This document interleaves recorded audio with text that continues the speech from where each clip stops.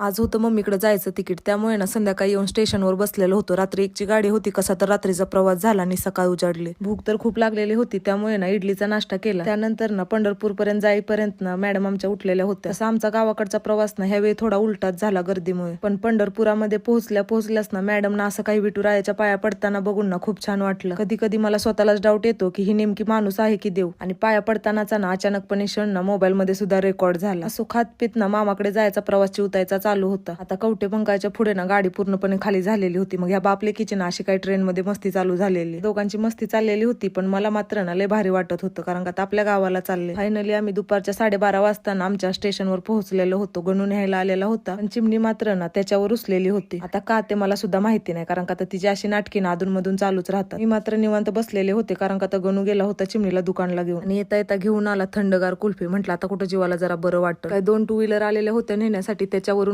निघालो, कारण का आमच्या गावाला वडा रिक्षा ह्या सगळ्या गोष्टी नाहीये. झाडांना तर एवढी जास्त फुलं आलेली होती ना, म्हणून छानसा एक व्हिडिओ काढावा म्हटलं. खरं तर गावाकडच्या वाटा ना एक नंबर, जास्त गाड्या नाहीत काय नाही. येता येताना शाळा सुद्धा माझी बघितली, जिथं मी 10वी पर्यंत शिकले. आणि घरी आल्या ना आंघोळ करून मस्त असं जेवण केलं आणि लगेच ना बागेमध्ये पळालो, कारण का गरमी खूप दिवस झाला आंबे बघायला भेटले नाहीत. म्हटलं झाडाला आलेले आंबे चेक केले, आणि तोपर्यंत हे सगळे गुडूप झालेले होते. आणि आमच्या माया लेकीचे ना आंब्याचे चोचलेच काय संपत नव्हते. हे गोळा करते गोळा कर, एवढे सारे ना आंबे गोळा केले होते आम्ही. काय पण म्हणा, आपण जिथं वयाचे 18 वर्ष घालवले ना ते ठिकाण आपल्यासाठी कायम स्पेशल असतं नाही का. आता सायंकाळच्या टायमिंगला ना एवढी जास्त हवा सुटलेली होती ना, एवढं छान वाटत होतं. असं वाटत होतं कितीतरी दिवसांनी ना मी मोकळा श्वास घेत आहे. आता वारं सुटलेली म्हटल्यावर उन्हात घातलेल्या पापड्या काढून घेतल्या. तोपर्यंत चिमणी मम्मी सोबत ना कपडे धुवायच्या कामाला लागली. दुपारी आंघोळ केलेली आमचीच कपडे होते, बाकी तर काय त्यांनी सकाळीच धुवून टाकले होते. आता चिमणी ना खूप जास्त इकडे एन्जॉय करते, त्यामुळे ना बिना चपलाच ना मध्ये मध्ये करायचं काम चालू होतं तिचं. आणि तेवढ्याने सुद्धा आमचं मन भरलं नाही. म्हटल्यावर आम्ही तांदूळ घेऊन ना कोंबड्यांना टाकाय गेलो. त्यासाठी सगळ्या गोष्टी नवीन आहेत, पण ती ना खूप जास्त एन्जॉय करते. संध्याकाळी ना बाजार होता पलूसचा, म्हटलं पलसाला गेलो होतो, कारण थोडाफार ना भाजीपाला आणायचा होता आणि गाडीचं ना टायर सुद्धा. थोडं बोंबलं थिंडलो, थोडाफार भाजीपाला खरेदी केला आणि घरी निघून आलो.